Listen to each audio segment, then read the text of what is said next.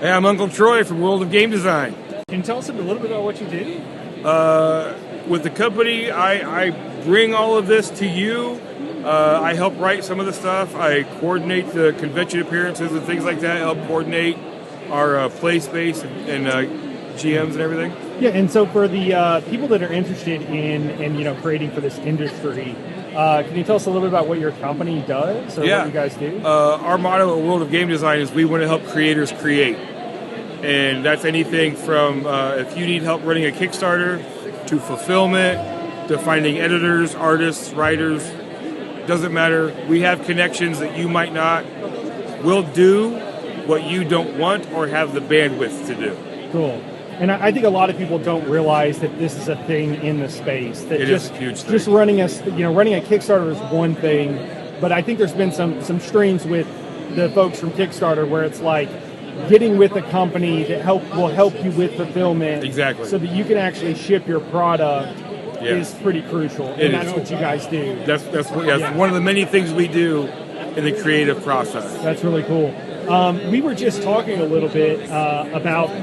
I'm a huge nerd. I'm a huge Highlander fan from back in the day, and you just mentioned that you got something going on with that. Yeah, we're bringing back the Highlander trading card game. That's awesome. We're getting ready to kickstart this in a few months.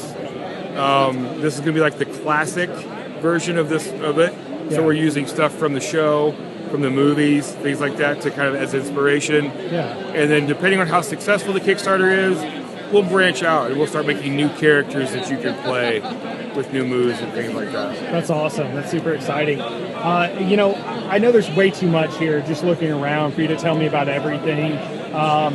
Something that I don't know. Can you pick a few things, something random, maybe to tell me a little bit more about?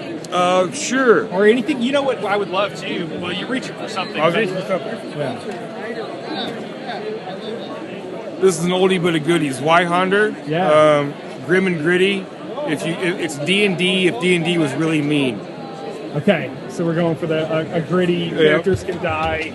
Things might not be okay.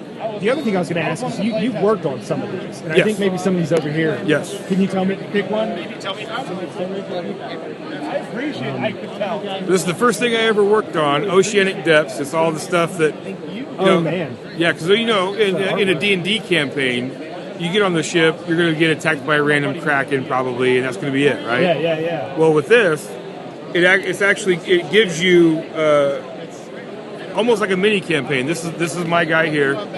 Don't judge it by the artwork. I didn't get to pick the artwork. But we've got several named villains that live out in the sea in some way or form. So not only do you have the stat block, but you have their what drives them, their weaknesses, who they work with, things like that. His second in command, and his lair.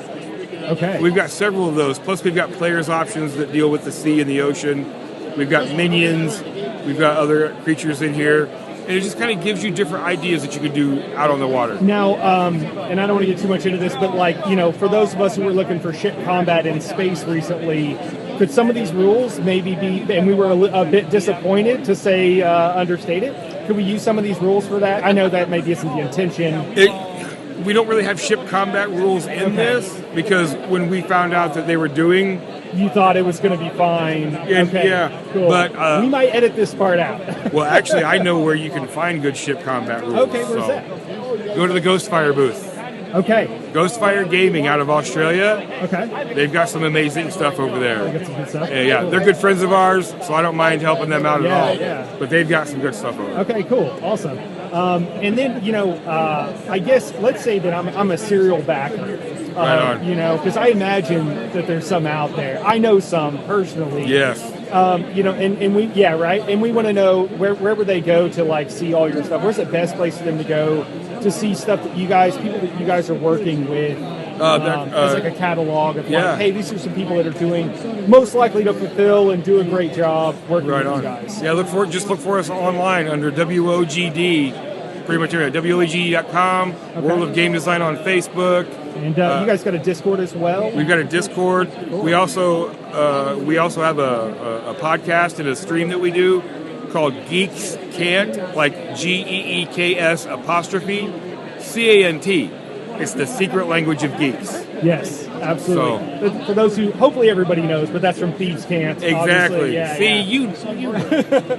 Cool. Well, I appreciate you so much taking the time to talk with me today, Troy. Oh man, this has been great. Thanks for coming by. Before I go, and we've already talked about it a lot, but like I always ask everybody, what's we're all nerds. What got you into we weren't necessarily born nerds, maybe with a genetic predisposition, but not quite born. What got you into nerd culture? My brother and comic books, and that was my gateway drug. And then, for those of you kids out there that don't know, in the back of the comic books there was a page that told a little story with some artwork about D&D, and you could you could order D&D that way. And I always wanted to see what that was about. And that's what got me into this way back in the day. That's super awesome. Well, cool. Well, thanks again, Troy, for taking the time. Hey, thank you, man. This has been awesome. Yeah, cheers.